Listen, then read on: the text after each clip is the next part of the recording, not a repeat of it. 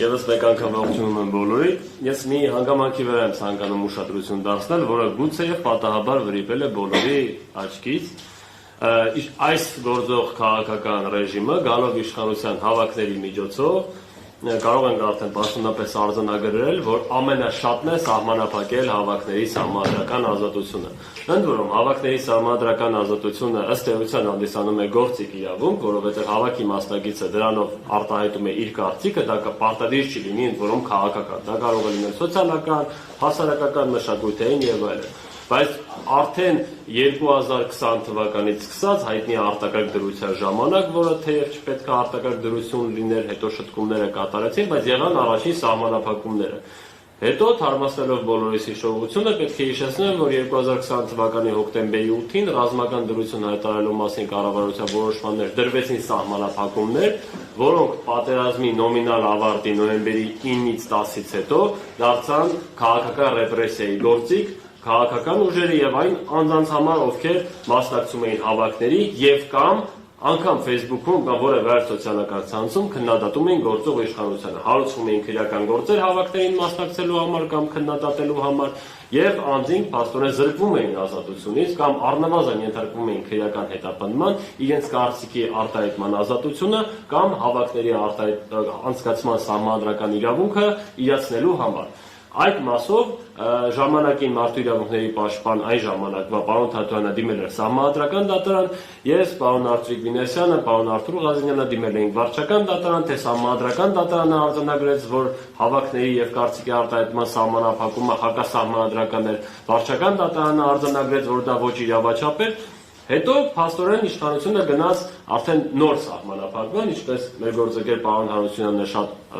մանրամասն ներկայացրեց, սկսեց հավաքների ազատության կարգավորման արտակուս նորմալ ընթացակարգ, օրենսդրական կարգավորում իբր նյութապես շահագրգռելն ենք փորձում կանխել, բայց դրա անորոշությունը բերեց սահմանադրական անվտանգության համակարգի լիակատար փլուզման։ Երբ մենք այժմ ունենք Հայաստանի Հանրապետությունում գտնվող բազմաթիվ անձինք, ովքեր կալանավորվել են, անգամ պարոն Չալաբյանի մասով, պարոն Հարությունյան, եթե չեմ սխալվում, կամ մեղադրական վճիռ, որը բեկրանվել է վերաքննիչ դատարանի կողմից, այժմ Վճռաբեկ դատարանում, Վճռաբեկ դատարանն մի տարի է սպասում սահմանադրական դատարանի որոշման։ Սահմանադրական դատարանն սպասում է վերևի հանձնաժողովի, սպասելով։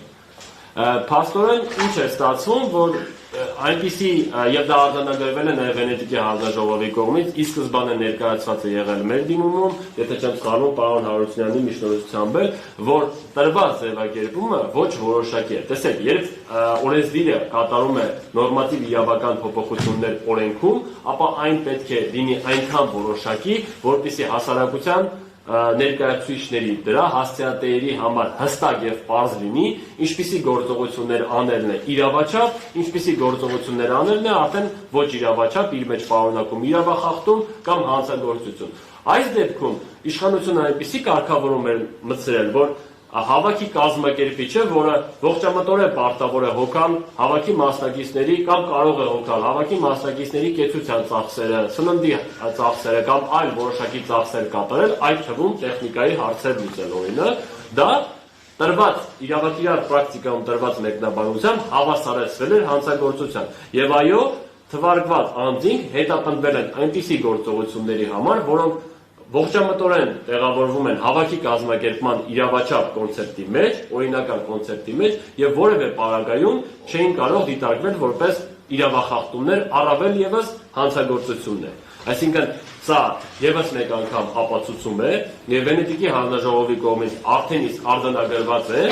եւ դրանից տրամաբանորեն բխում է, որ իշխանությունները օրենքի անորոշությունը օգտագործել են քաղաքական օպոնենտներին թեկուզ եւ ժամանակավորապես չեզոքացնելու միջոց։ Սահմանադրականության եւ օրենքի տեսանկյունից սա ամենավտանգավոր մոտեցումն է, երբ որ օրենքը սկսում է ծառայել ոչ թե ամբողջ հասարակության շահը գեներացնելու համար, այլ կոնկրետ որոշակի քաղաքական ուժի շահերը սպասարկելու եւ այլ քաղաքական ուժերին կամ անհատներին քաղաքականությունից կամ հասարակական կյանքից հեռացնելու միջոց։